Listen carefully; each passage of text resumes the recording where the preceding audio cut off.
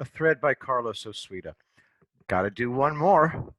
People are spreading this horribly crappy propaganda, so I'll bury it. From YouTube, Beirut explosion thermal imaging showing the missile. That's not thermal imaging. The hoaxer simply made a color negative. Here's the image after I invert the colors. Here, he boosted the contrast to make the color negative look more like thermal or infrared imaging. On the left is a real color infrared image. Bam. Look what happens when I invert the colors. Ta-da!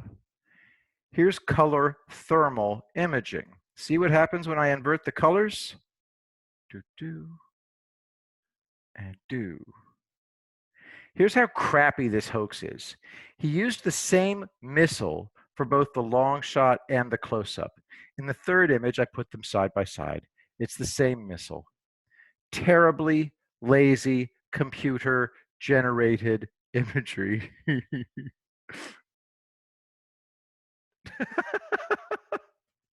Okay, please observe. This is dispositive. But the video proves what I said, that virtually all the blast effect went straight up and straight down. This guy was hit by the blast wave. He didn't even fall over. Debris is blowing all around him, and he's fine. These guys were on the next dock over. They weren't even blown off their feet. That right there is the blast wave hitting them. Even the guy on ATV was fine. The video also shows that there were no firefighters. I thought that the Iranians and Hezbollah kept them out, but now I think Gulf Arab commandos killed them before deflagrating the warheads, missile engines, and rocket fuel. There were individual apartments destroyed. The apartments below and beside them were undamaged. Beirut became Iran's missile command headquarters. Now they're all dead. This operation was 4 years in the making. You can bet that it was rehearsed for 2 straight years. They built full-scale models of the factories and departments somewhere, maybe even here, and trained and trained and trained. My guess is that this is the end of the missile threat to Israel.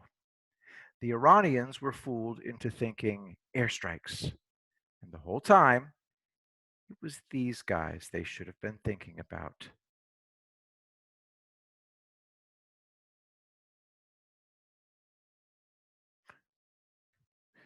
This guy's my favorite. Carlos calls him, I think he calls him the angel of death. Correction, I wasn't clear. The Gulf Arab commandos killed the Iranians and Hezbollah guarding the site. They did not kill the firefighters. I was thinking that was unclear as well. Someone ordered the firefighters to stay away. That's why there were no hook and ladder or pumper trucks.